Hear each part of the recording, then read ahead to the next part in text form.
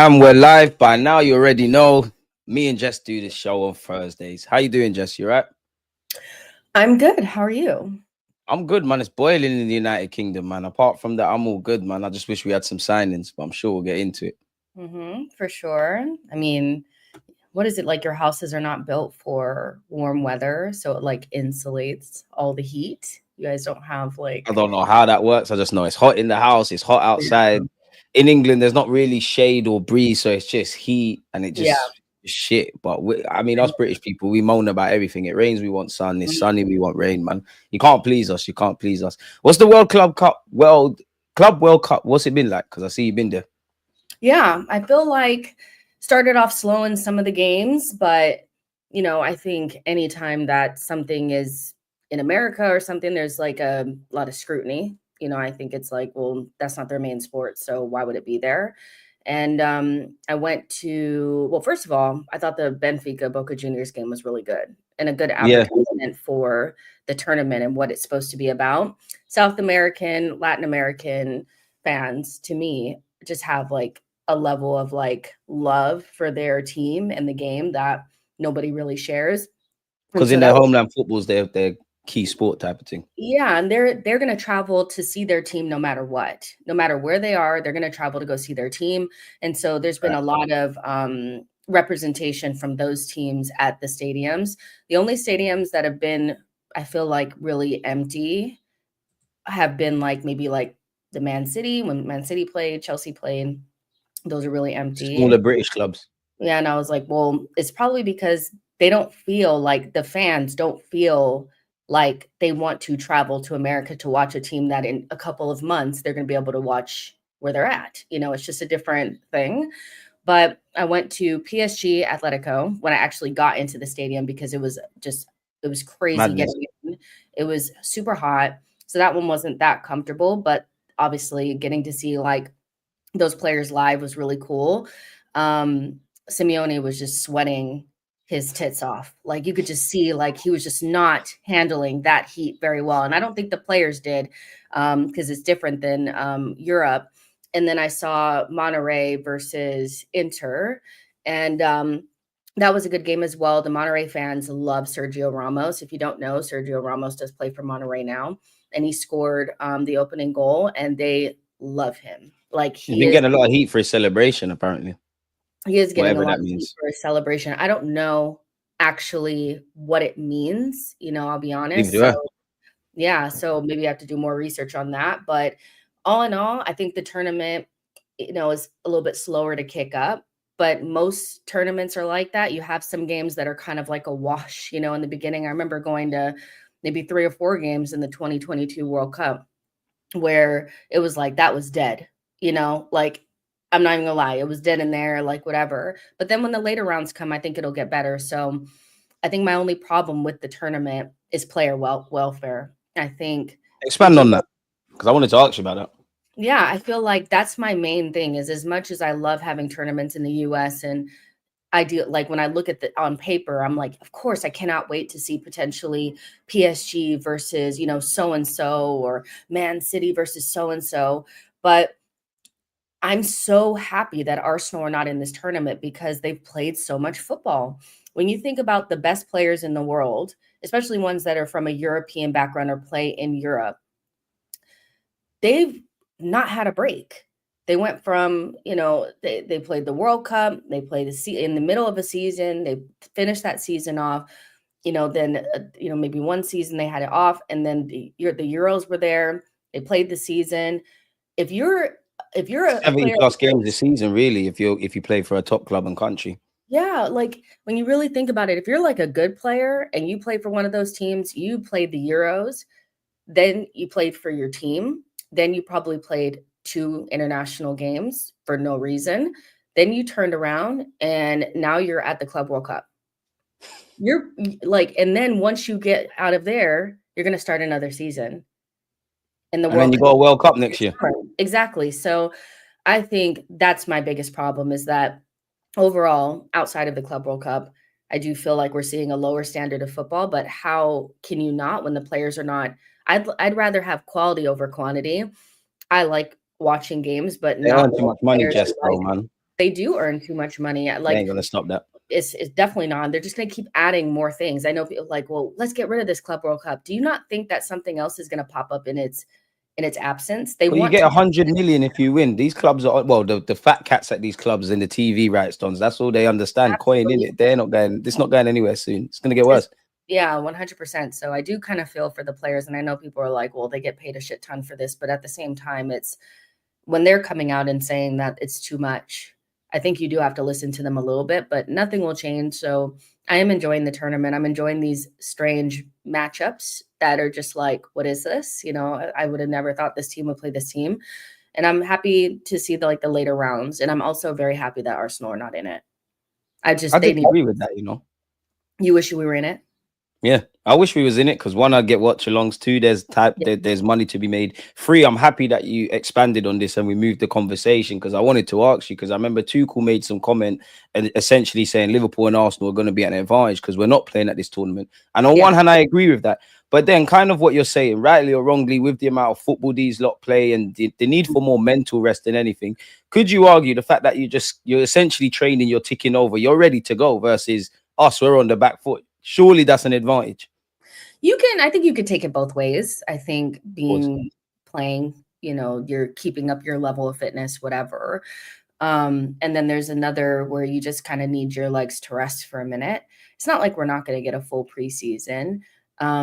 So I think you could think of it both ways. And I think players that are playing or teams that are playing in the Club World Cup will see it as in their mind, continuing to play will be an advantage. Maybe that's how they'll spin it.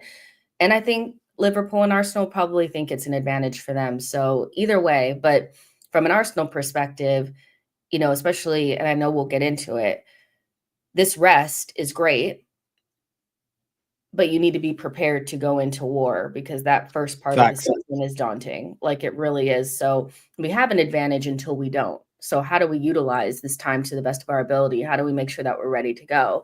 And if we don't, it's not going to matter. You know, I still think City have a really deep squad. So how much is this going to impact them? You know, I don't know. So yeah, it's only an advantage if you actually take it. Otherwise, it's just whatever. We could get after those those first 10 games and be behind both teams that were in the Club World Cup. You know? God forbid. God forbid. We'll get into the fixtures in just a moment, yeah. But I did want to ask you something. The first thing I'm going to ask you, is it too early to panic about signings? Because on one hand, you know, September the 1st is when it closes. We don't know what's going on, but we're seeing what's going on in other clubs, and we ain't done nothing. So is it too early to panic? Is it too early to judge Mikel Arteta or Andrea Berta? You join with a big reputation. Where's your headspace at on the 19th of June? I think that, you know, it's like, well, we have until the September the 1st. We have until our first game. You know, I think our window has to end before that. You know, our beginning of the season is just too difficult to be talking about after we lose some games. Get signings in. If it needs to happen now, it's too late. You know, I think for me personally, I am concerned about the fact that there doesn't seem to be like, because I was going to ask you this, but now that we're talking about it, it's like, have we seen a real difference between a Berta and Edu window? To me, like if this was Edu, people would be, I think, a lot more vocal about their like where we're at. Because I think we expected to come out of the gates swinging, or that, you know, that's what we wanted to happen. And I'm not necessarily seeing that. I'm seeing a lot of you know, two different sides saying two different things about the striker. A lot of whispers, a lot of rumors. Not close. It's not close at all. No real rumors about anything else. No, it's really, I feel like they're very non-committal about the left wing. Still kind of hemming and hawing about whether or not you're going to keep Partey or not. What's going on with Trossard? A real veil of uncertainty around our window that I would attribute that to Edu, but it's not necessarily happening with Berta. So I think, you know, I personally am concerned, and I feel like I will be concerned until they prove otherwise. And I think before I speak, expand on them concerns. Yeah, the concerns are just, are we actually going to get the things in that we need to get in? You know, I was very clear at the beginning of the window. We need a left wing and a striker at minimum. you know, in terms of attacking signings. There's no way to get away from it. I'm not particularly fussed if it's Gyökeres or Sesko. I think they both have very clear pros and cons. Get one in, but you need to get a left wing, and that left wing needs to be like a top player. That's kind of how I felt coming into the window. And if we were really serious, we'd go and get another attacker as well. Like, but do I feel like we could be sitting there, you know, lining up for the game at Old Trafford with the exact same side? Yeah. Yeah, I could see that, you know, because it's just like, what are we doing? So this whole like, you know, calm down thing that people are doing, they do it every year. And I get why they do it, because I And you think, saw our deadline day last year panned out, which is why for people like yeah, you and me and maybe people in the chat, like even if they were to say, you know what, I am a bit panicky, but I understand how transfers work. I understand just because I'm not hearing noise doesn't mean things aren't happening. Last season and how last summer ended, that is where they might pivot and be like, oh, what's going on? I'm a bit scared. Because yeah, make no mistake, Arteta, the club are under a lot of external pressure. Internally, I don't know how they view things, but Arteta, you need to deliver. You need to win a trophy. Everybody knows if you don't win the Premier League, we know the writings on the wall with how the narratives are spanned. So I understand that. But what you said about Berta is interesting, though, just because I'm not going to lie, I think it's harsh. I think you're being a bit harsh on Berta, man. I think you're being very harsh. I don't think you're being harsh in the sense of, obviously, he knew the job, he knew the task, he knows his reputation. He's been in the game like 11 or 12 years or something like that, Atletico. But then on one hand, he's joined in March. Now, you know yourself, obviously, there's exceptions to the rule, but generally, by the time you hit March, a lot of clubs are probably talking to players and doing all of that, the meetings and whatnot. I wonder, like, is his job simply just to get a Zubimendi over the line, sort out the contracts? I do think there is a backdrop of sorting out the wages, potentially getting some money with outgoings, and having an ability to pivot. Because as you know yourself, Jess, there's been so many times, oh, Nico Williams is the one we want. It doesn't happen. Market opportunities, etc. Like, how much is he gonna change in a matter of months? But that being said, though, I do agree with the Edu Berta point you made in that people would be a bit more vexed. But he's just got in the job, man. Like, could it be the calm before the storm? Like, could it be like we're just excited because we don't know what's going on? Because well, Arteta did speak about goosebumps and all of that, and I how mean, we know what we want to do. Arteta said similar things at the end of last season about He did. how excited he was about having a big window and stuff. So I don't really take how he feels about how the window is going to go seriously. No offense to him. It's just, you know, I think we are waiting, and I think some people are like, well, surely we'll do stuff. Surely we'll get it done. But the last window really, I think, broke that level of like trust. Like, it's just gone now. I'm like, because there is a scenario that we know could happen where we end up not getting anything, you know, or getting players that don't really solve our problems. So yeah, it's a difficult one. I want to say that I want to be, you know, calm, cool, and collected, but I'm not. And I think more importantly, it's the knowing that preseason is coming.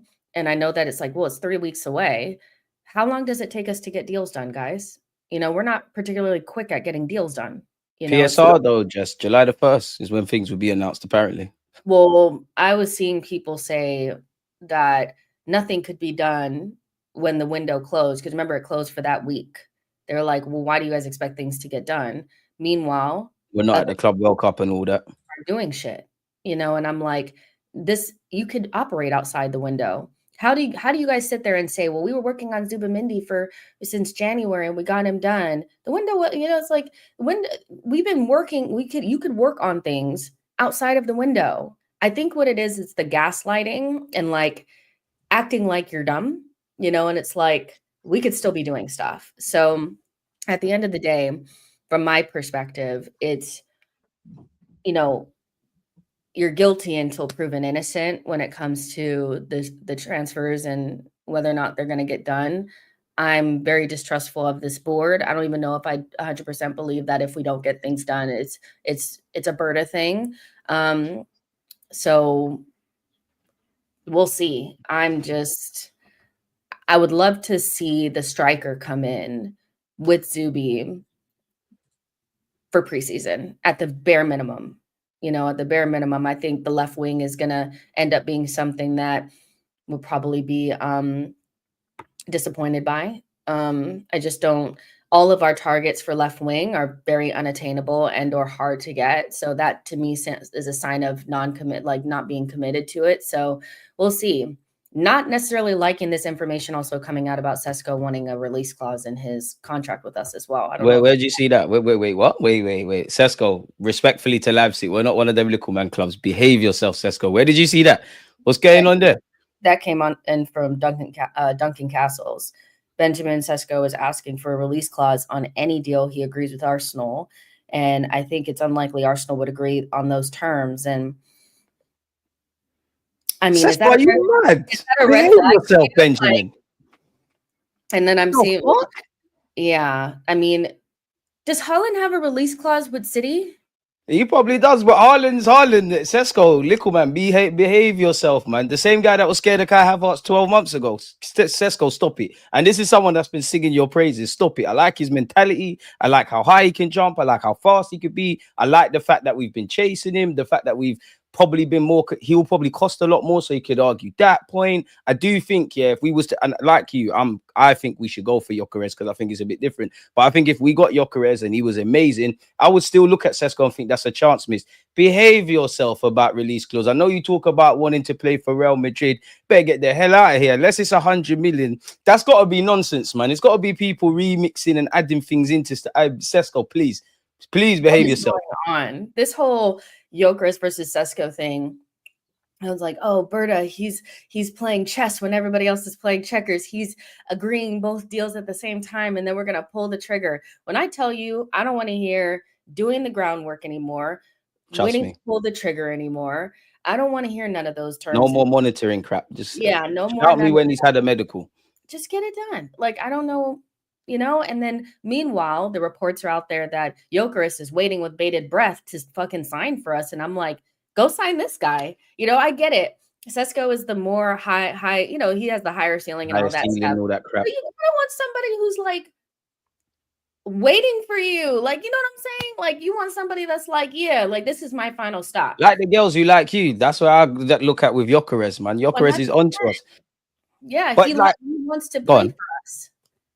He wants that move, but honestly, I don't buy that. You see, when you see the rumors like we're still deciding, that if we are still deciding, that cannot be because of what Sesko and Gyökeres purely do on the pitch. All the due diligence for Gyökeres has to have been done. We've been chasing apparently Sesko for years, so there isn't nothing new we could learn. Maybe there's a bit of gamesmanship with Leipzig because it seems like Leipzig are dragging their heels. But before that, we heard they wanted a quick resolution. Sporting, I mean, you do the Arsenal content. You've seen all the fallout talking points with that. I'm at the point, just get a striker.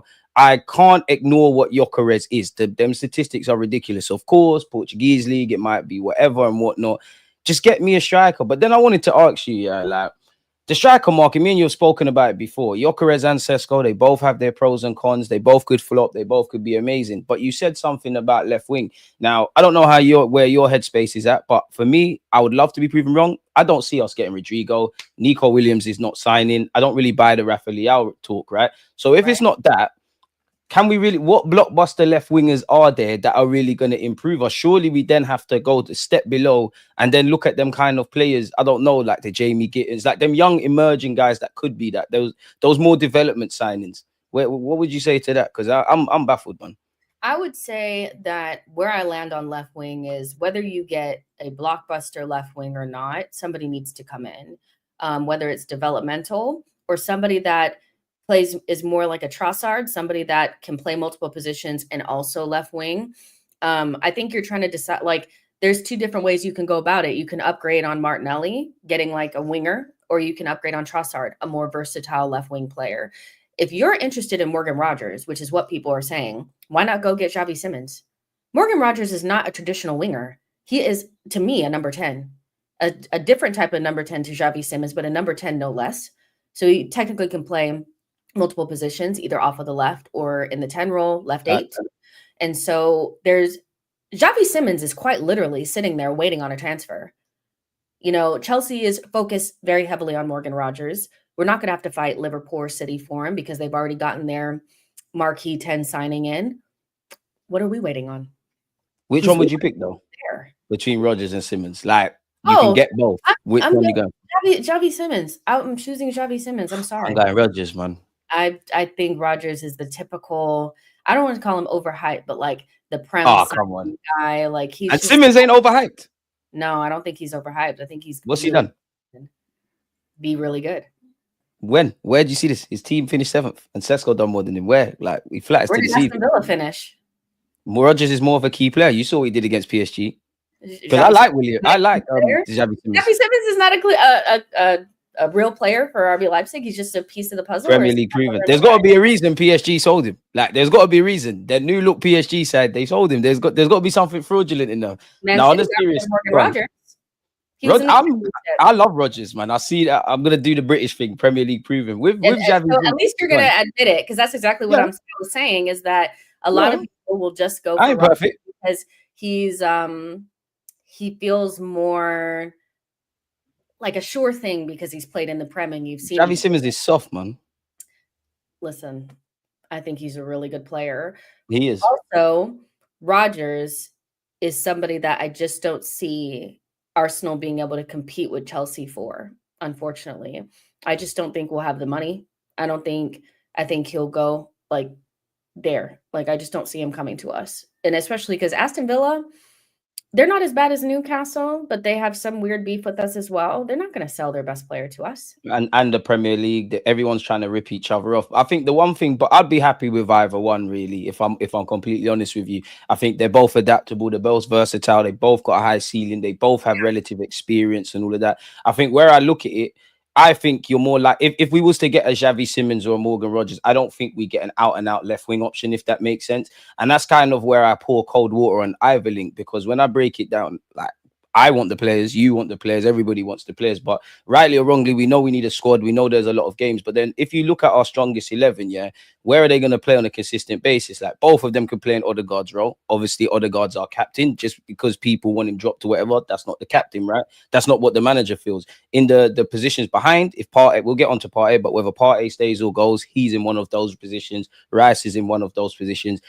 Neither is going to play off the right on a consistent basis because Saka's there. And they both could play off the left. But I just wonder, is that a short to medium term fix? Is that something we could do in games, like have a wide playmaker? I kind of think Arteta sees the left hand side as more of a tactical thing and he more pivots towards the right. So I'll pour cold water on either. I'd love Xavi Simmons, as you could imagine, with the fact that we're going for Sesko, how their seasons panned out, and just us needing signings. Journalists are doing the most, but that's what, it's a difficult one. That's what we've been talking about, though. I feel like we've spoken about this multiple times, that you need to be flexible in the window.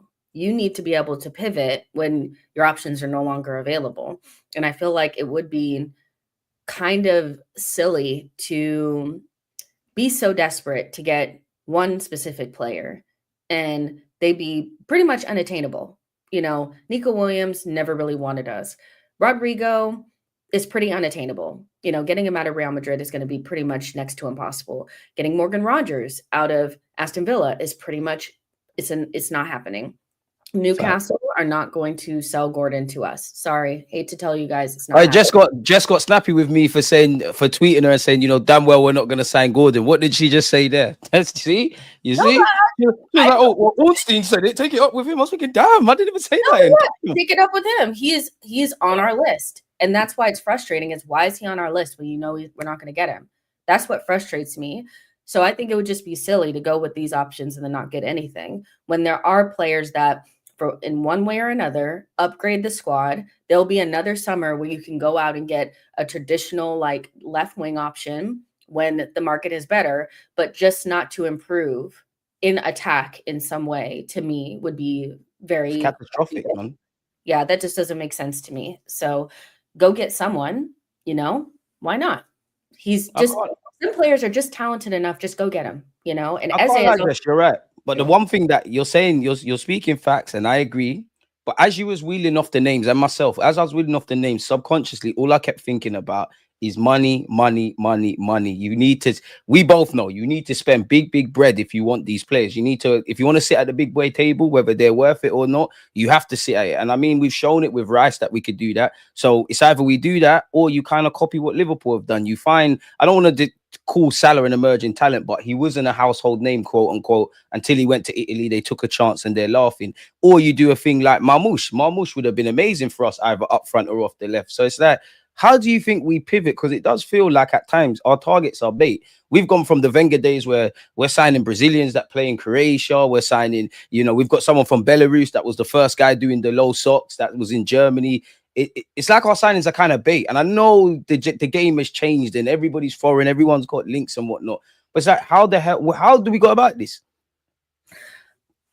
That's madness. I would imagine, like, that's what I really was looking forward to. And hopefully it does happen with somebody like Berta, is because I just feel like we're just so rigid and we almost set ourselves up not to get certain players. It's like having Isak as your number one option. It's like, what? Like, I get it that you want to swing big, but you want to swing big with players that are actually available. To me, when we went for Declan Rice, that was so smart because he was actually available. We knew before the summer window even opened that West Ham were not going to keep him, right? And so I just feel like what I would love to see from Berta is just that flexibility to actually find players that make us better, but we know we can get. And so that probably would have been maybe a less exciting option than Nico Williams and like a Gittins, because I know a lot of people were like, what? But at least he has the raw kind of abilities that we're looking for in a left wing. It's down to Arteta to craft that. Yeah, but we didn't even go for him. Chelsea are pretty much like, they're getting him. And how do we go? Because usually we go from unattainable to either nothing or Sterling. And so he needs to figure out that in between where he finds the talent that will make us better, but we can also get, and I just feel like we never do that. It's so strange how we go for players I'm going to say go for players because we don't be putting in bids, talking or nothing. Go for players that aren't available, attainable or whatever, or the money is not there. And then we just say, well, couldn't get our number one option. Do you not? I mean, what is that? Is that I don't want to hear that anymore. Jess, I don't know what it is. I don't want to hear that no more. I think we've gone past that. You need to make it happen by hook or by crook, as we're alluding to. Obviously, case by case basis, but whether it's Xavi, Simmons, Rodrigo, Kudus, any debate targets we're linked with, you need to make sure you get this quality because there's pressure. Like, we're going to keep saying the same things. And like you said, in previous years, you might be able to fix certain things and park things off for a year, but you need to kind of find a way. I don't know how you do it. Don't know how you budget it, but it needs to happen. I want to ask you something on recruitment. Obviously, the manager, Arteta, you need players that fit your philosophy and stuff. But do you think fans get in this trap? Because I look at Ryan Cherky, man are talking to me like Ryan Cherky's a baller. And bearing in mind, he's gone and played for Pep. And he actually had an interview and he said, Pep told me when I have the ball, I'm free, which is a bit of a cue in itself. I do think there's issues because when Ryan Cherky was linked, I was having a couple of talks with fellow content creators. And the first thing they're saying for all of the quality for Cherky is, he doesn't fit the system, the intensity, he's not running and things. Do you think we're getting in that trap of just players that fit the system and not necessarily Arsenal? And if you don't think that, or if you do you think we need a couple of players that can help us deviate away from the script? Yeah, I mean, I feel we haven't really had many conversations, but I've had many conversations about Cherky. And it was never that I thought that we shouldn't be going for him. I just knew we wouldn't because Arteta does not deviate from his own script. And I think what ends up happening is that, as fans, there's not a lot that we can do when we're talking on these podcasts or whatever, just chatting, right? But I do think that there's like a lack of challenge on whether or not this system should be something that we're doubling, tripling, quadrupling down on, and whether or not we need to break away from said mold, right? We're in a position now where I'm seeing people say that they don't believe in Declan Rice playing in the 6, and we need to invest in another number 6 if Partey leaves. And I'm like, well, why can't Rice play there? And then our left 8s that we've bought and Kai Havertz and Marino play there. They don't trust them. They don't. I don't know, Jess. Yeah, trust. You said it there. I don't know. Let me actually land on this. That's my thing. It's like, well, why do you want to triple down? Because these are if you don't actually believe in Marino and Kai playing in those positions, then why don't we ever ask questions about the system? The system is built around players like Marino and Kai Havertz playing left center mid, and you don't trust them. So why don't we actually talk about why we don't get players that actually would maybe suit the system, players that were maybe a little bit more like Xhaka, actual players that create moments, you know, things like that. And this is I feel like people talk out of both sides of their mouths. They don't want Cherki, or they make excuses for why Arteta or the club shouldn't go for Cherki. Like there's only like 5 mythical players that improve us and can take us to the promised land. If we were Real Madrid and all of them teams, I'd get it. But but then when I say, okay, well, you know, in a pinch, if we need to put a 6 in that position, we'll put Declan Rice and then play one of our other players. You guys are spitting up blood. I'm like, but you believe in the system, and you believe that these Marinos and Kai Havertz are going to take us to the promised land at left. We need to be able to deviate away from that. So you're right. Deviate. So why don't we have these conversations about how the squad was built? Our midfield, listen, has been built, to me, atrociously. And I would love to see different profiles come in, especially more Mavericks, you know, or players that create moments. I feel like we have too many players that square pegs and round holes, and their role is not really built around what they do best. It's built around some phantom role that they're supposed to be doing that doesn't suit them. And so I would love to see an attacking mid come in, but I've been very down on it this entire window because it's not a priority for us. No, we're not going to get one. You're going to see Kai in that role before we bring in a new one. Yeah, we know that, you know, so because Arteta sees, like, you have to think about it this way. Arteta sees Marino and Kai Havertz as attacking mids. That's how he sees them. He sees Declan Rice, Marino, and Havertz as attacking mids in this side. Wenger, call your boy, man. You're not getting Cherki. Like, you're not getting them.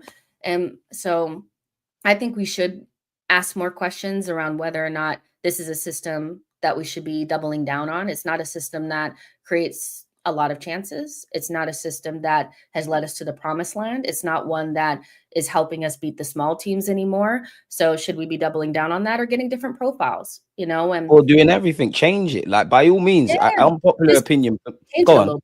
I just feel like we should just change it ever so slightly, because it's not like we haven't seen it work, but we've deviated in a way to something that is just a little bit too rigid. And so it wouldn't hurt to get somebody in midfield that gets the ball and makes things happen when they have it. And I feel like that's what we're missing. We ain't got enough runners. That's why I want Morgan Rogers and Eze and them kind of guys, because Declan Rice is the only one that really consistently runs behind the ball, and he's the only one that's really on a consistent basis going to drag the ball. I think Arteta has adapted last season. By default, you had no choice. We had injuries. You know, the club fucked up. But I need you to evolve. It's all fun and games saying you get that level raiser striker, that 10, that left wing, or what have you. When we're still not breaking down low blocks and etc., and issues, everybody loves to sit here and talk about fine margins. Arsenal are never on the right side of them. Yeah. I'm not happy to be second, but the fact that we've been second for 3 years means we've consistently been up there with some of the best teams in this country. There's been year-on-year progress since we returned to the champs. It's now about being on the right-hand side. Unpopular opinion, I don't mind the fact that Arteta focuses a lot defensively, that the football isn't the most attractive, and we do the inverted stuff and we press and all of that. My issue is now it's become bait. You know, you lock down Saka, low blocks. We don't move the ball fast enough. There's issues. And my issue is Arteta likes to predict things. And 9 times out of 10, whether we win or lose, he's right about it. But when you've predicted something going into a game and there's been a spanner in the works, we have no ability to pivot, which is why you only see Arteta make changes in like the 85th minute. And me and you have been doing content together for a while. Everything that we've indirectly said across last season to now, we were saying it going into last season. So my point being, everything that we are bitching about, it's nothing new. It genuinely isn't nothing new. At a push, it's maybe Miles Lewis-Skelly in midfield. So at some point, if nothing changes, nothing changes. And I just don't think internally we exhaust everything we need to exhaust. And there's just a lot of excuses, really. And it just comes down to quality. Yeah, it does come down to quality. And I feel like that's more what I'm getting when people are like, well, we have like a lack of depth in midfield. I'm like, we actually don't have a lack of depth in midfield. We have a lack of true quality. I feel like in certain positions, you quite literally have 3 players that play left center mid. You do. Last season we had 3 DMs. So including Declan Rice, who, I'm sorry guys, he is still a DM and an option a DM in this. He's an option, but I can't lie. He's an 8, Jess, man. He's an 8. Arteta's converted me. You lost the soldier. It's converted me.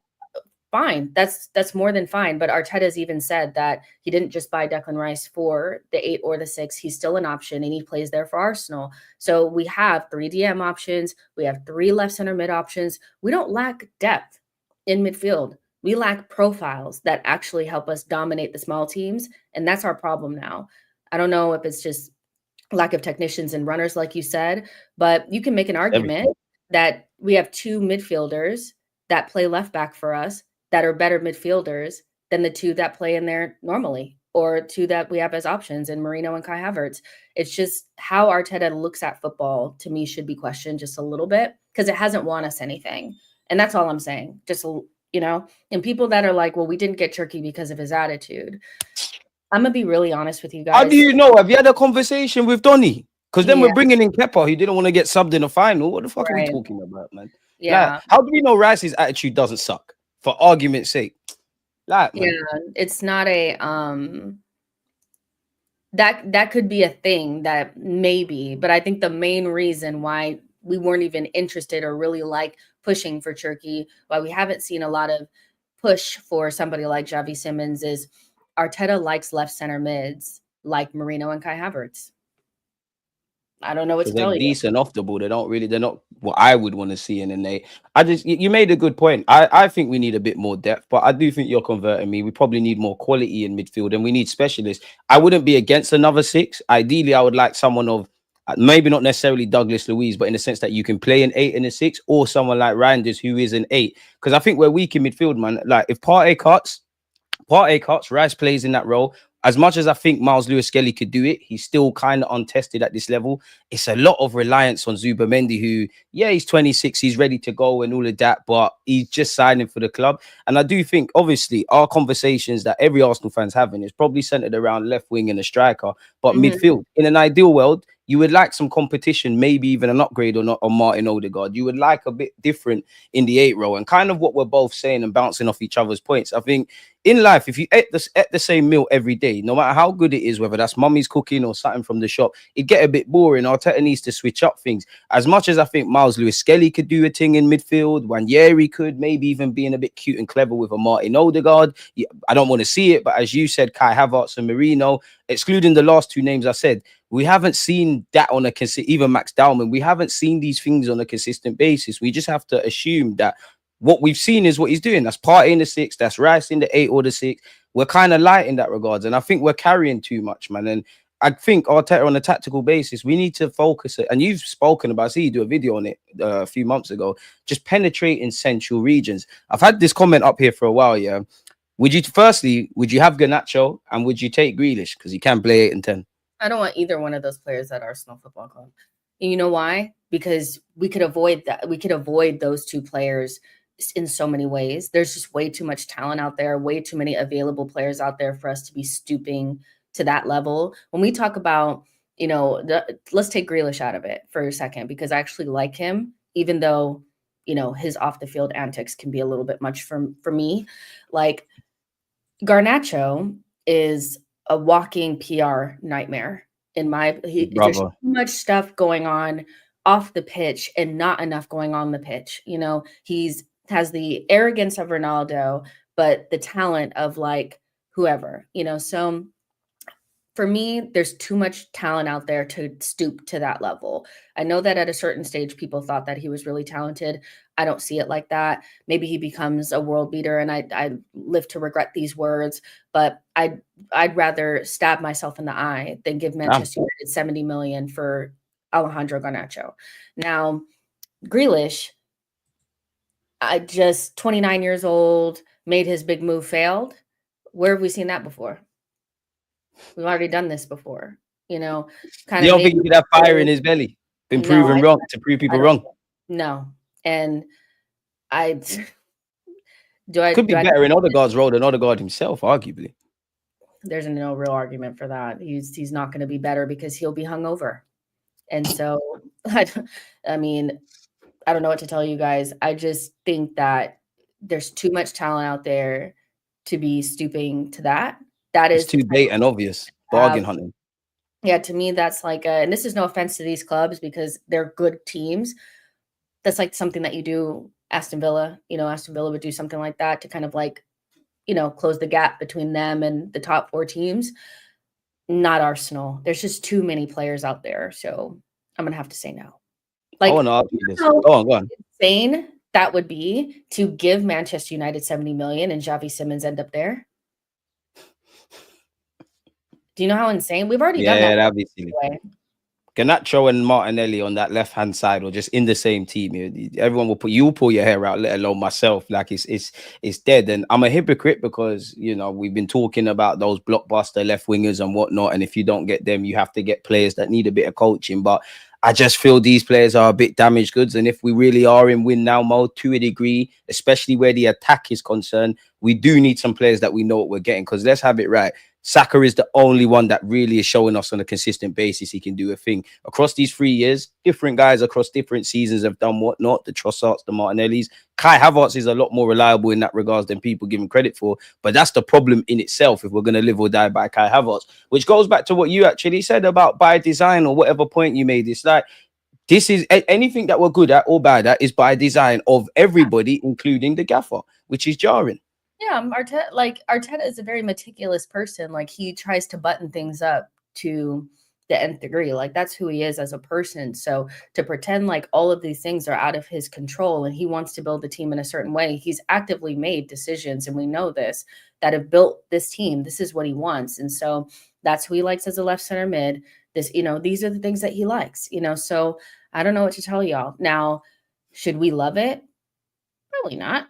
I think you can have your own thoughts. You don't have to glaze everything Arteta does. In the same way, you don't have to slate everything. And I don't think everything that Arteta does is trash. Like, I think the way that he has built our defense is very, very, very special. I think our defense is very, very, very, very, very. Just cool Wenger, man. For the final third, just cool Wenger. Arteta. Come on, man. He really needs to get the attack going. And Jonathan says Teta is too specific. Football is still an art. And I think that's one thing. It's a beautiful dance. But he's coordinated. Jonathan's right. Yeah, I feel like he uses data and the numbers and the margins and all these types of things. And he doesn't ever take into account healthy randomness or the unpredictability off the cuff. Yeah. And we kind of get lost but we didn't plan it this way. But you can't always plan. And when you can't plan for certain things, you have to have like little X factor here and there to clean that up. Do you know what game sums that up, Jess? Real Madrid at the Emirates. I think not even in the ideal world, I think that's how Arteta thinks the games are going to go. Like, obviously, everything his plans worked. Yeah, remember the first Declan Rice free kick? I think Saka said, if you feel like banging it, bang it. Rice was obviously feeling it. Odegaard and a couple people wanted to go off script, but that is that healthy randomness. Now, we've been robbed of that. We don't see that far too often. A lot of our goals are bait goals beyond Saka. More time Saka's assist, he's going to put that ball on his left-hand side, far post, and he's gone. He needs that randomness, man. And me and you have spoken about it before. I think he's been a bit harmed by the 2022-23 season. And as time's gone on, I think he's loved the defensive aspects more and more. And I do think there is a correlation between him getting the defensive units, including goalies, spot on. Midfield, it's not been great, but it's been better, but it's not been amazing. It's the attack, which makes me want to ask you this. Someone said, on a serious note, has Arsenal made good signings under Arteta? I know my thoughts, but you're the guest. Of course. You don't I feel like let's not go too far. I think what I mean, you can't make shit signings and get into title races.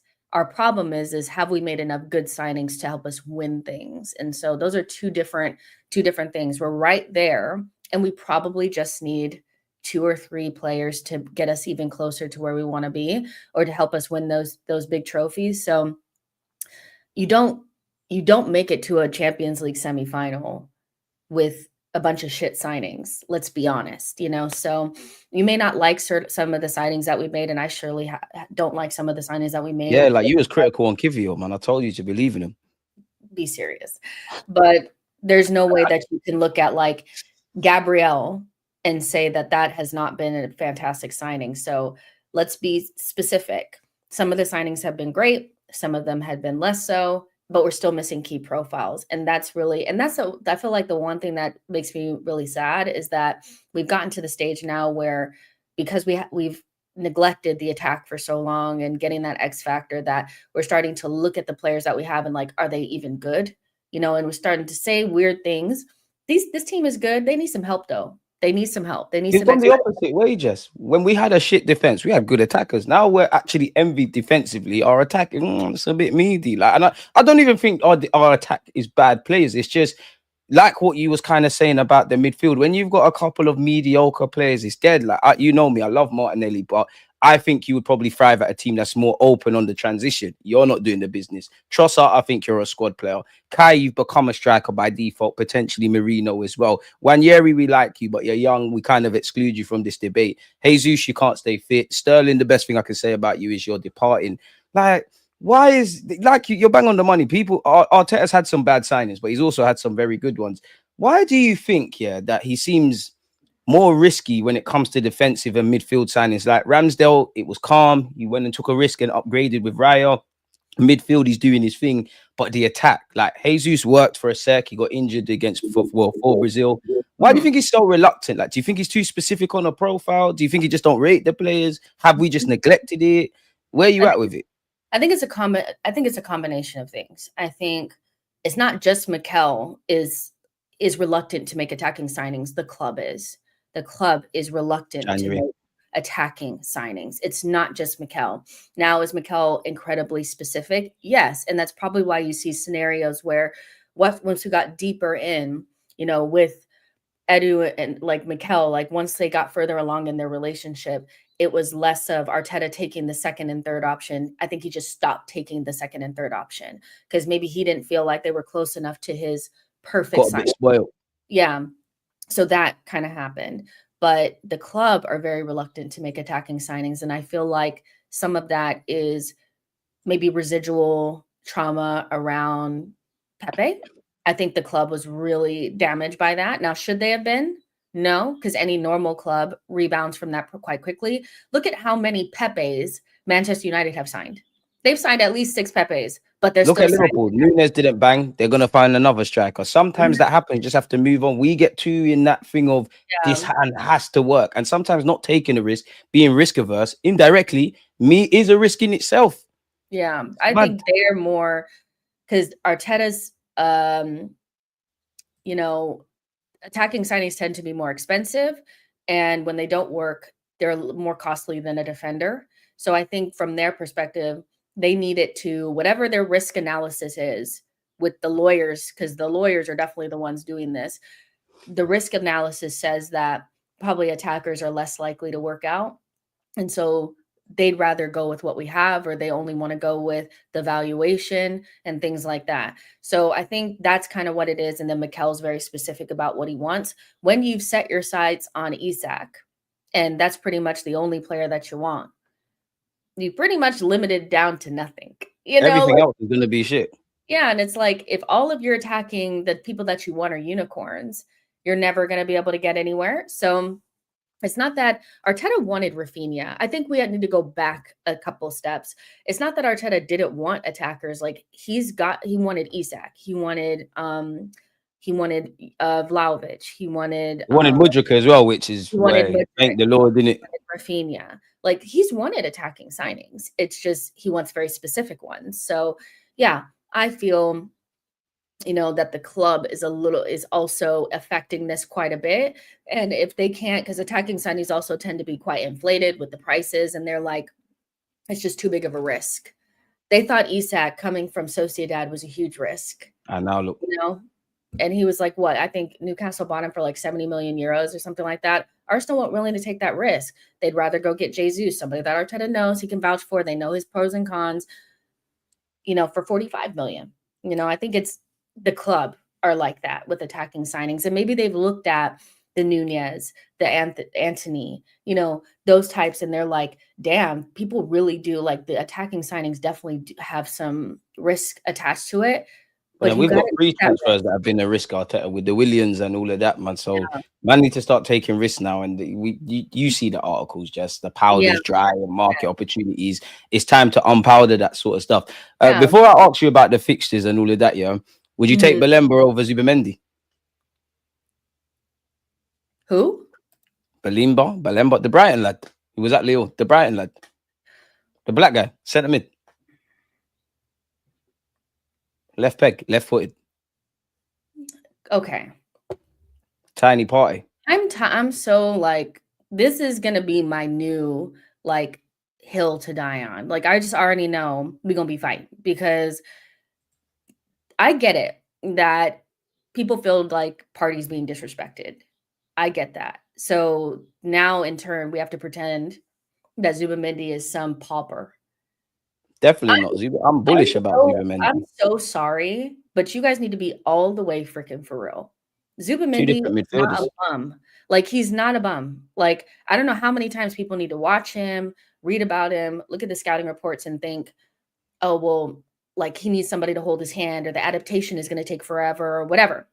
This player played in a European final and won. Like, he's not some child or some bum. You know, I get that Off Sociedad England. is not, you know, the player that, like, he's Sociedad have struggled and hasn't looked great in that environment this season. But Xabi Alonso, Xavi Hernandez, Mikel Arteta, Pep Guardiola, Arne Slot, how many people do you need The to Munich tell done. you that this guy is good for you guys to freaking believe it? I don't care about the Premier League proven bullshit. We're the only club that it has to rest on Premier League proven. We don't even get wavy Premier League players apart from Rice and maybe Yeah, 1, 2 others. We don't do the mad thing. Yeah, like the Premier League proven thing is such a crutch. He's somebody that it's like he has the hype around him, like the hype, the Prem hype. I think Prem hype really gets people bogged down and like these are the only good players in the world. Because it's the propaganda. Players in the world, they're not. It's the propaganda, Jess. You know yourself. If you say enough things enough times, an impressionable fan base, they're gonna start believing it. A lot of our fans, yeah, they can't think for themselves. I always say, I don't tell you what to think, just think. I'm not trying to convince you. I'm just trying to speak with conviction. If you want to do the overly positive bullshit, if you want to do the overly negative thing, you're gonna believe it. Even I'm not saying it's wrong, but even down to this July thing, like, oh my god, the accountancy stuff, that could be bullshit for all we know. I think, for what it's worth, I actually think it's on brand, but that could be BS. But you say that enough times, you start rationalizing it. Rah, the streets are saying you want Tyler Adams over Zubimendi. I don't, because again, make sure you listening. You know, He's chatting. Get that earwax out. I like Zubimendi. He's probably the best thing we can get on the market. And if you like Partey, what league did he come from? The best DM in the world, Rodri. Where did he come from? Zubimendi's gonna be cold, man. Like, we don't need Premier League proven. We just need good players, man. We just need good players. We just need good players. Zubimendi is going to be so good. And I think for me, I'm a little bit tired of hearing this whole, the people are talking about him like he's, no offense to this player, but he's like Sambi. And like some of the conversation that we had around Sambi when we were like, oh, Partey's going to have to hold his hand. You know, he's going to need some help. La, la, la, la, la, la, la, la, la. It's not that I don't think that Zubimendi is going to have a little bit of adaptation, but we're talking about a player that's really kind of experienced. So he's 26 years old. I think he'll be okay. I don't think he's a diaper. Okay, I think we're okay. I'm not gonna lie though. I don't really, unless it's some random cup game, I don't want to see Marino and Zubimendi together. I'll say that much. Shoot me, people. Really? I've said I want your, huh? Really? I don't want to see that shit. Like, what the fuck? I want to see that. Like, what? Marino and him. I like Marino. I'm back to Marino. I like Zubimendi, but I ain't trying to see that. Like, the cup games, cool. I'm on that. I need to see Zubimendi and Rice, or someone else wavy and Zubimendi or Rice. I need to see wavy stuff. I won't lie to you, Jess. I'm only trying to see Marino up front now. I'm like, it could be an option. I'm not trying to see it in midfield. Seeing out games, rotation, all that crap. I'm on that, but I hear that. I'm not on it, man. Like, you've shown me something, Zubimendi. I like Zubimendi. I'm actually bullish about Zubimendi and Sesko. That being said, of course, I want Gyökeres just because it's something that our football club do not do. We don't deviate away from the script. And that would tell me it's like what right now mode. Equally, I think people are talking about Sesko like he's a bum, but we've already spoken on that. I can't not have you on the stream, Jess, and not ask you about the fixture calendar list. You've probably done a video about it. If you didn't, then there's going to be a problem, and if it would be a bigger problem if you didn't know what was going on. Our first 6 games: Man United away, Leeds at home, Liverpool away, Forest at home. Same goes for City, and then Newcastle. What do you make of them first 6 games? What did you make of obviously seeing our fixture calendar list? Could it turn ugly in the first 10? Well, yeah, it could turn ugly if we're not ready. I just don't.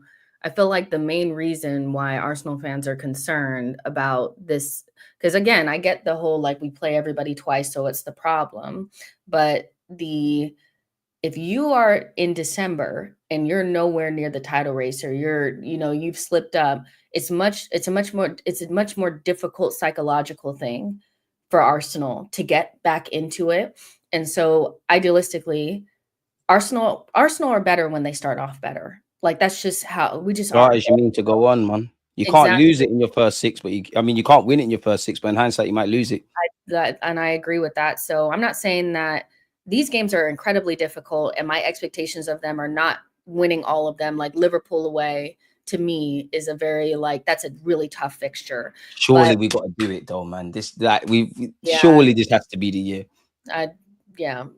It is what it is. But if we're ready to go, we should be in a position. This goes back to potentially it being a good thing that we're not in the Club World Cup.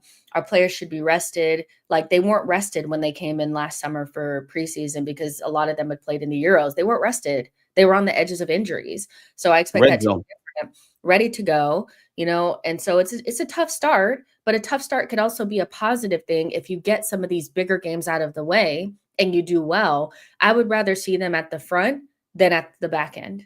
Would I like them to be exactly. I don't want to see them in the run-in.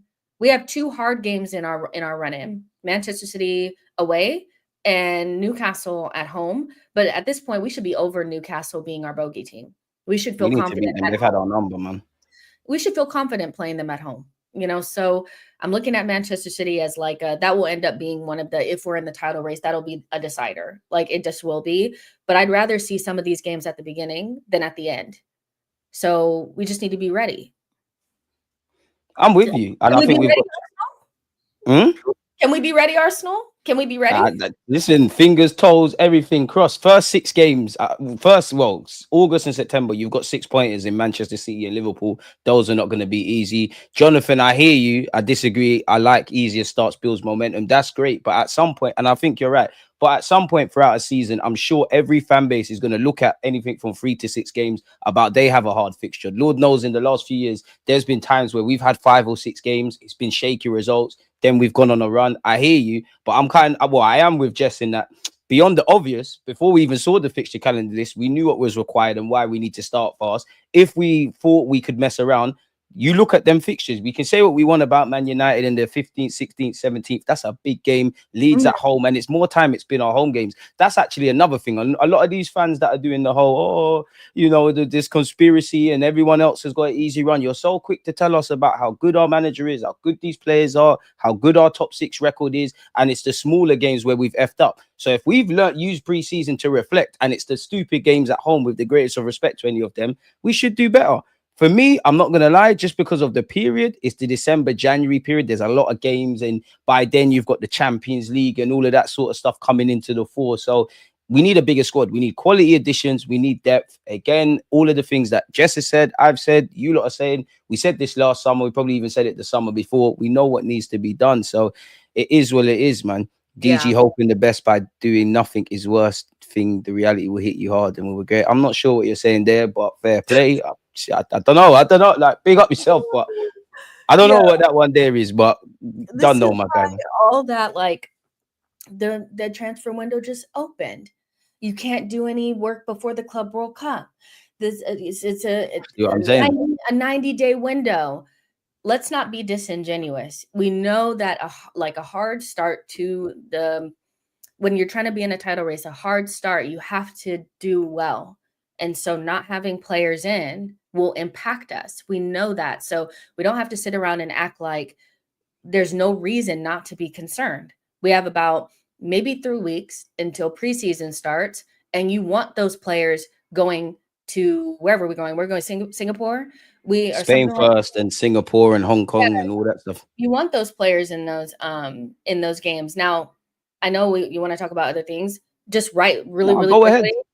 I'm so sorry, but whoever thought it was a good idea for us to play a North London derby and Newcastle in preseason, you will perish. That's harsh. Your Man, day that ain't gonna be a serious. Them games are marketing, man. Woke. I'm sorry. You're supposed to play Singaporean, all-stars. Like you're supposed to be playing teams you've never heard of before. I even like the AC Milan game because they're not rivals. What are we doing? What are we doing? A North London derby I hear it. in preseason? That's just to get guys in the stadium, man. That's just to show the foreign fans like what it could be if you went to either Spurs' ground or that ain't gonna be serious. You're gonna see Mickey Mouse or Mikey Moore, whatever his name is. It's just gonna be joke 11s. I hear you though. Horrendous. Oh my gosh. But anyways, go on. I mean, I know your answer because I know how you feel about Partey, but I know you saw the Romano stuff. Do you think it's a mistake letting Partey go, especially with Jorginho and potentially him, and all our eggs are on the Zubimendi basket? And it's to be honest with you, I think you need another midfielder. I hear what people are saying. Put Miles Lewis-Skelly in midfield. I want that. I think you need that. But if last season didn't show us anything, you need depth. And I'd also argue, obviously, there's the option of putting Miles Lewis-Skelly in there anyways. The club's bringing in Zubimendi anyways. They want to keep Partey. So they arguably think, regardless of all the other names I haven't mentioned, we need another midfielder. But where are you at with Thomas? Because it's another thing that we have to do now. Yeah, I just think that, just for the sake of, actually having the conversation, because like you said, you already know how I feel about him. But I think that the off the field stuff as well. He's looking dark, man. I don't have much to say about that, but I think that in terms of squad building and making sure that you have enough players, in my mind, I think most of the funds need to go further forward. And so if you were I don't disagree. Yeah, I think they need to go further forward. If you can find a replacement for cheap, that's great. But if you're going to end up having to spend 50 million, then I'm really trying to understand what's the point of having an experienced DOF if he can't figure out a way to make this work within our budget. Do I think that it's him asking for more money, to me, makes me side-eye him. I know that people feel like, that's harsh, Jess. Asking for more money when you've only had one season where you've actually played the entire season, I think is like slightly too. He can ask for it, but I think the club is more within their right to say no, because you're already one of our highest paid players and you've already been replaced. I know people don't want to hear that, but we haven't bought Zubimendi to play patty cake. We bought him. To be fair, they did say that with Marino, though. We know the tea. We know I have to play devil's advocate. We know Zubimendi is not coming in to play patty cake. So they've already pretty much replaced you. You're not going to be a starter. You shouldn't be because your legs are gone, right? So if you're not replaced you the summer we got Rice, to be fair. Yeah, the same wages that you have now are some of the highest wages we already have. So people advocating for him staying are actually advocating for him to have whatever Saka and Saliba are going to have after they get their wage bumps. And I just feel like you would not have said that for Xhaka. If Xhaka was, you remember when he left? I wanted him to stay. This. I'm just not you, but a lot of people were kicking him out the door. If he had said, "Yeah, I want to stay, but I want more money," you guys would be spitting up blood.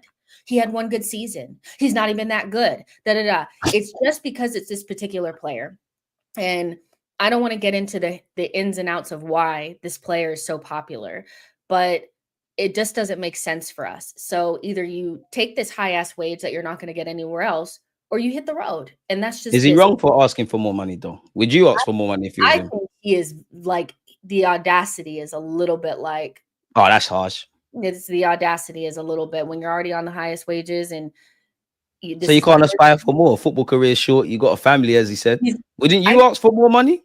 I just feel like it shows where his attentions really lie, and that's okay. But the club is more than within their right to say no, and so you can ask, and I can say no. I think it's, we gave you an inch and you're taking a mile. You really, so it is what it is. But I'm okay with him going. I'm uneasy. because we like for all the talk around what the only things we've seen at this moment in time is what Marquinhos has cut, Magalhaes has signed a new deal, Miles Lewis-Skelly, big him up for a new deal. We hear a lot about Partey. Some reports still say talks are going on. We've gone over Zubimendi and Sesko and this one and that one. We haven't seen anything. I just more worry about the depth. I don't necessarily know if Zubimendi is going to take Partey's spot straight away, but you'd imagine before the season's done that happens. I just think we need bodies. I think the Partey replacement should have been brought in the year we got Rice and Havertz. Now, in hindsight, clearly Havertz was going to be in midfield with Thomas Partey, but I wanted someone like a Lavia, which obviously the time's gone, but that was how I saw it. It feels like exactly we never get the replacement when they need to be replaced, before they need to be replaced. It's only now that it's at our door that we're addressing this. What is the likelihood? I was like, I'm just thinking, like, if you take the fact that whatever it is that makes you really love this player, if you take the emotions out of it, if he really wanted to stay, he would stay on the same money. He's getting paid slightly, just no, slightly. He would stay with the same money, but he doesn't. He wants to be paid like one of our best players. And in my mind, having one good season or a good season last season, let's just say he had a good season, the season before he didn't even play, you're not one of our best players. You had a good season. There's no reason to put a 30, 31, 32-year-old on the same wages as Saliba and Saka. That doesn't make sense to me. Sorry. But if I hear you, but if you was Partey, any other player that gets consistently injured and all these things, probably damaged goods, but the manager loves you. He plays you right back. Kenny Ken made a great point, and it's true. Anytime you go to the games, Arteta shouts at a lot of players, including Bukayo Saka. It seems like with Partey, he doesn't. Like, he always puts his arm around him. And then I hear what you're saying, but you look at certain people that are earning more money than him, his age, which we have to worry about money. Is he wrong, though? Is he wrong, Jess, for saying, yo, I might not want bare money, but throw a couple 5, 10 extra grand. Now, I'm with Berta in that what you'd see is what you get. I'd rather your wages either to see a small uplift or we freeze it and you sign a 1-year deal with an option of another one. I wouldn't be against keeping quiet, but is he wrong?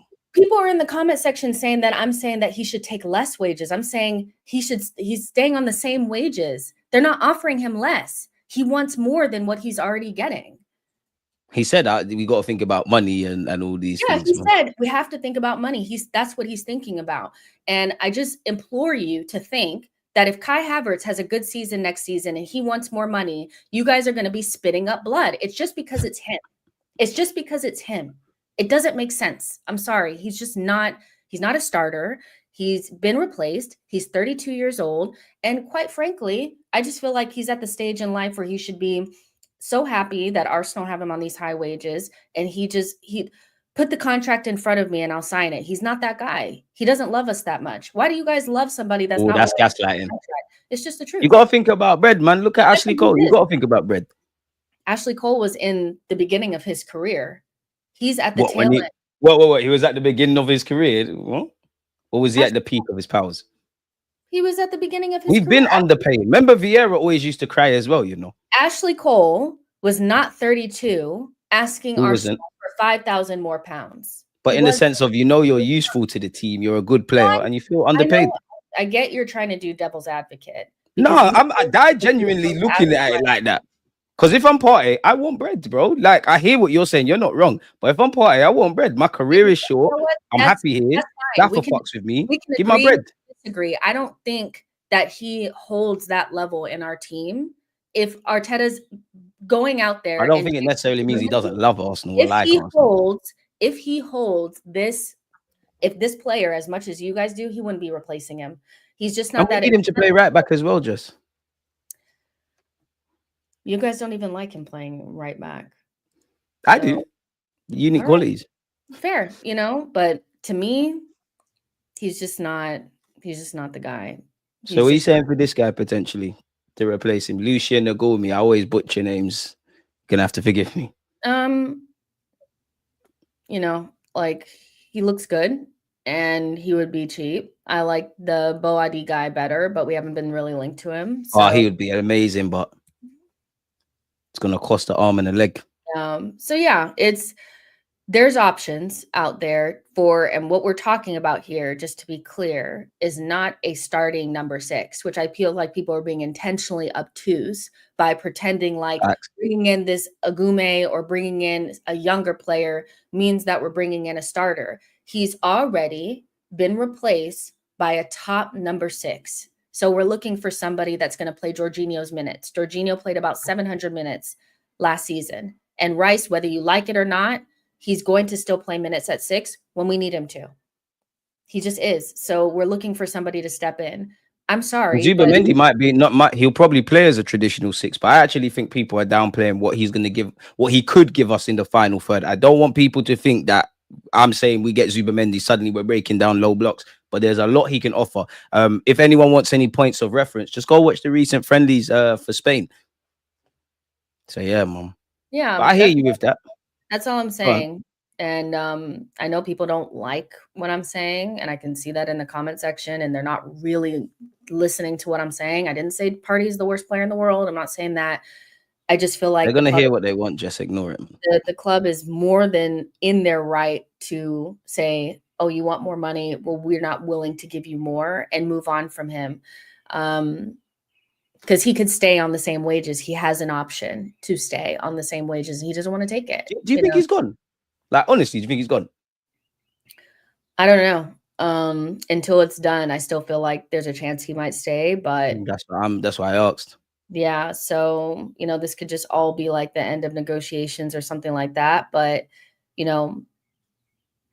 let's just say this. I'm excited to see Zubimendi play, and that's what I'm focusing on. Join the club, man. Like, you know what, Jess, every time I think that we've lost you, when you speak about Martin Odegaard, when you talk about Zubimendi, when you talk about Sesko, I think, you know what, this lady, we might be able to save her. She might really and truly understand football, and I'm excited to see Zubimendi. But as you know, whether it's Arteta, whether it's Arsenal, whether it's Zubimendi, whether it's Sesko or Gyökeres, from minute one, if these guys are not playing 20 million out of 10 and scoring 10 million goals, we're in serious. Well, we're not in serious trouble, but you know how fans work. You already know how social media works. Raya, how it worked out. It was very dark. Like, it was dark times.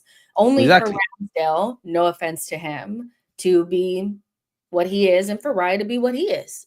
So we know that players can start off shaky and get better. And Zubimendi is somebody that I feel like will need some time to adjust, but not time to adjust in the way that a baby first being born would need time to adjust to life. Like, it's going to be okay. He's a professional footballer. Like, he gets it. And these men get time to adjust. Arteta, you need to make sure you're doing what needs to be done. You don't. Like, if Sesko needs 10, 20 games to adjust, and Gyökeres and Zubimendi, I'm not saying it's fine, but it's fine. These men need to get over the line. Like, you specifically, Mikel Arteta, need to get over the line. I rate you a lot, but I don't rate you more than my club. And sometimes there's no leg. Well, most of the time, there's no leg to stand on. It's about winning. Speaking of Arteta, let's run through some things before we go on your platform. Carlos Cuesta leaving, becoming Parma head coach. Do you think it's a big impact? We're going to miss him? What are you saying for him? Xhaka said he predicted before 30 become a gaffer. And now look. Good luck to him. Like, I feel like that's a really, really good opportunity. And like, that's really impressive for you to be so young and to get a head coaching job at a Serie A team. I will be fully engaged in Serie A next season. Him, Cesc, and Vieira, all over there. Yep, all of them over there. So, I mean, from my perspective, it's, this is the next logical step for him, and well done. Now, do I really know what he was doing? No. So not there. I know if it's that big of a, people were doing up like, think pieces on Jason Ito. So from my perspective, I'm like, do I really believe what people are saying? Like, you know what I'm saying? I don't know, so, but good for him. And I'll be locked in, good for him. I'm not even going to ask you about Miles Lewis-Skelly. Congrats on the new deal. We're all happy with that. We don't even need to waste time on that one. Never in doubt. Sesko, man, like, where are you honestly at with the Sesko? Because some reports are we've reached an agreement and personal terms are not a problem. I'm not going to read this because I'm sure you've commented on it already. His agent has spoken about he's a special player. He wants to join a special club with a special project. There's a lot of conflicting rumors between Gyökeres and Sesko. Like, where are you at with it? And in your heart, do you think we get Sesko or Gyökeres if you had to put money on it? I think the club has chosen Sesko, but they're having issues with the valuation, which is always the problem when it comes to these attacking players. I think the club probably cannot grasp how a player that we could have gotten for 50 million last summer has now jumped up to 80 million this summer when I wouldn't say he had a down year, but The whole team did. The bullshit. Yeah.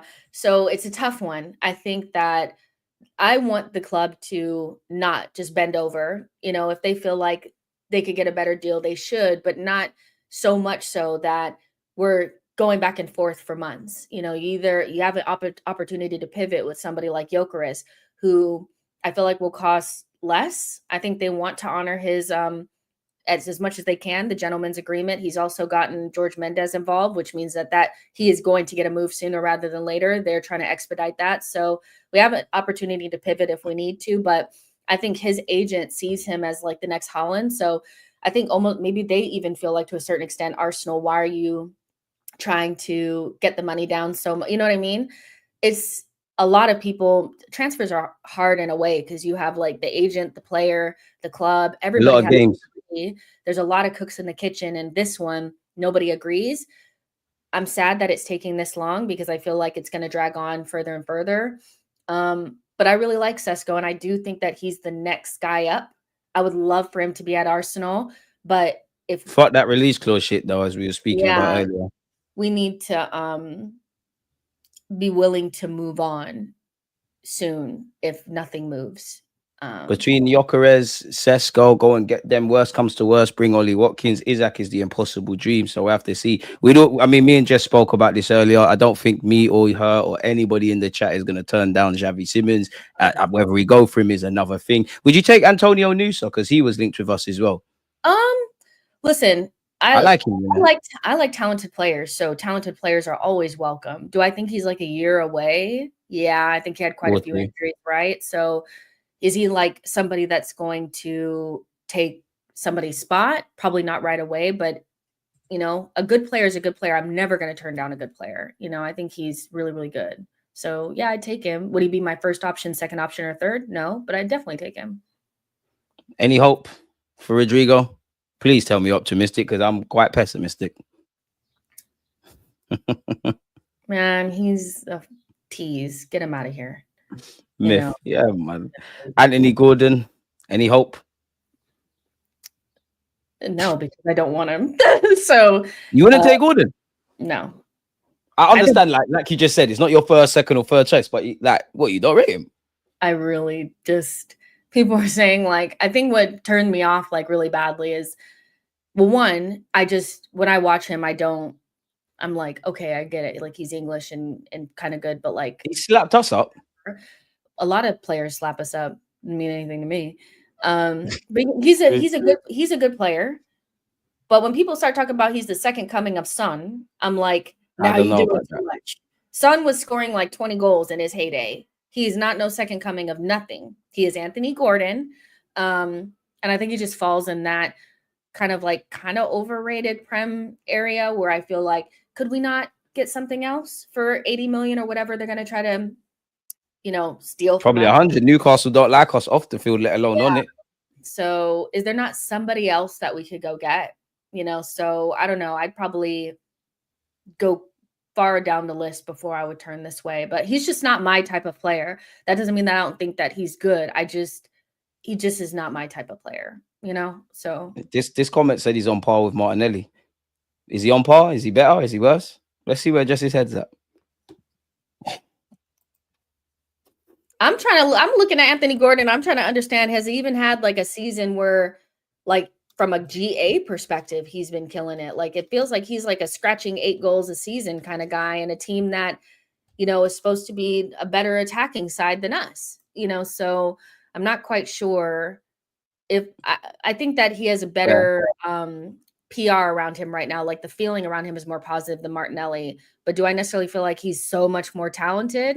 I don't know. I feel like, yeah. Well, I mean, what do you actually really like him, don't you? I'll fuck with Gordon. I do think when I speak to Newcastle fans, like they say across, like, obviously they're watching him 9 times out of 10, innit? So it's like, I do get the feeling that I gas him a lot. Like, they think he's got ability, but you don't. It's like his base level's here. He's got the potential to play on a consistent level here, and he hits it every now and again, but he doesn't normally get there. I'm having him. But as you said, Newcastle don't like us. The English premium, He's going to cost an arm and a leg. He's probably someone you should have got at Everton before he obviously went there. He seemed close to be going Liverpool. I'd have him. I'd have him. I actually think he would start ahead of Martinelli and Trossard.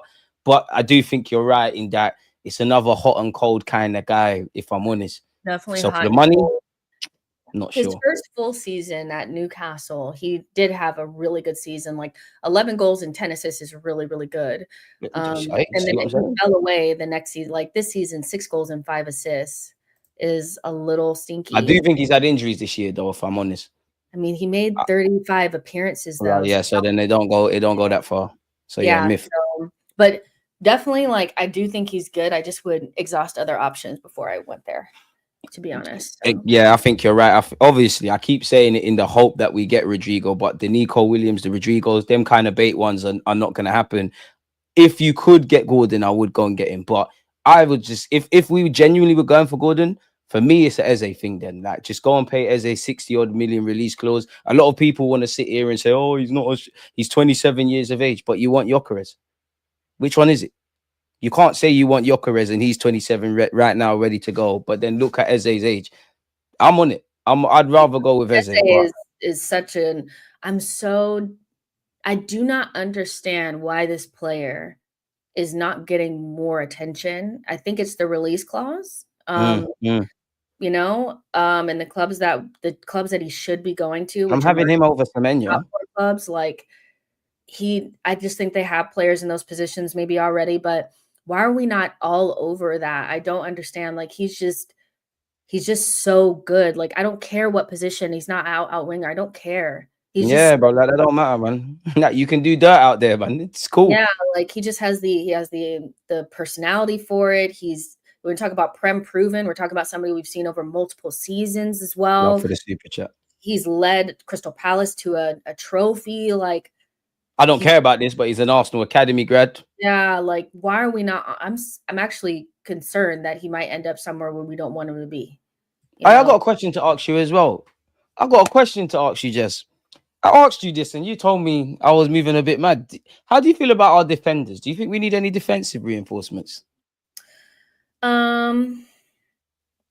Not if it's gonna mean that we'll miss out on things going forward. It can't miss out. Forget that. Do you think we need some defensive reinforcements? Yeah, I think we could use one. Nice to see you. You've arrived here now. No, I mean I've never not said that we need someone. I just said that I wouldn't prioritize it. No, go ahead. You can look at the tapes. Like I think I've reiterated multiple times that yes, like when I say we're gonna get VAR, don't worry. There's gonna be an FA charge soon for you. Can for sure. Like if we could go without or make it work, that's where I would try to make it work in defense because we've tried to make it work with attack and we know we can't. And at Arsenal, you're gonna miss out on something. If you have to, but that's where I agree and disagree, Jess, in the sense that you're right with what you said about Arsenal, but I'm at that point now. None of that. There's none of that. You need to address everything. It's gone beyond that now. You need to address everything. Like that's how whether it's gonna happen or not. That's my mentality now, Jess. I'm like, what needs to be done. I hear that, and I apologize to Kivior instantly right after the Real Madrid game. What have you got to apologize to Kivior? I thought he was joking. No, I said that because I did not. I was like, I love Kivior, but in this thing, we're gonna have to do something else because I didn't trust that he would be able to get up for that game, and he totally shocked me. So I already apologized. I don't need to apologize again. I mean, some of us always believed in Kivior, man. When the Sporting thing happened, the Brighton thing happened, the Fulham thing happened, I used to sit and say, Jess, he's the Polish Maldini. Believe in him, man. He's not a left back. Believe in him. Yeah. I'm so proud of Kivior. Unique qualities for sure. I really like Kivior. I just, there's still uncertainty around whether or not he's gonna stay. And I think he's gonna cut, man. I think he's gonna say, I wanna go play some ball, man. He's not necessarily that young either. He's like 25. He could be starting at like most of the Serie A teams. So, and to end this, you having Joel Hatto.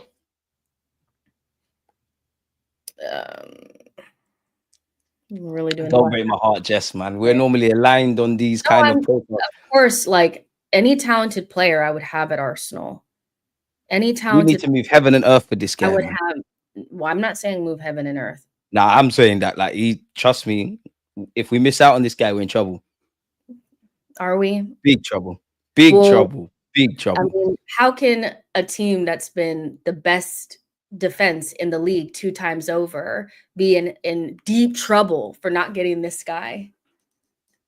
Very easily, because he's a talented player and he's going to go far. That means, okay, let's not sign anyone then. Let's keep Zinchenko. Let's keep all of these guys then. Let's keep Tommy That's Asu. not what I'm saying. See, Because you're we taking can always do it. We're in deep trouble. We'll get this. it too far. The problem is that he's super talented in a position that we really don't need to prioritize more than anything else. So if we You miss spent out a year on at left back though. we're not gonna die. Like we're not gonna die if we don't get I'm him. gonna die. We're gonna miss this young player. It'll just be disappointing if, you know, not get anytime you don't get a really talented player, it's gonna be a little bit disappointing, you know, like not getting Turkey, not getting where it's like you're like, why couldn't we be in for him? I get it.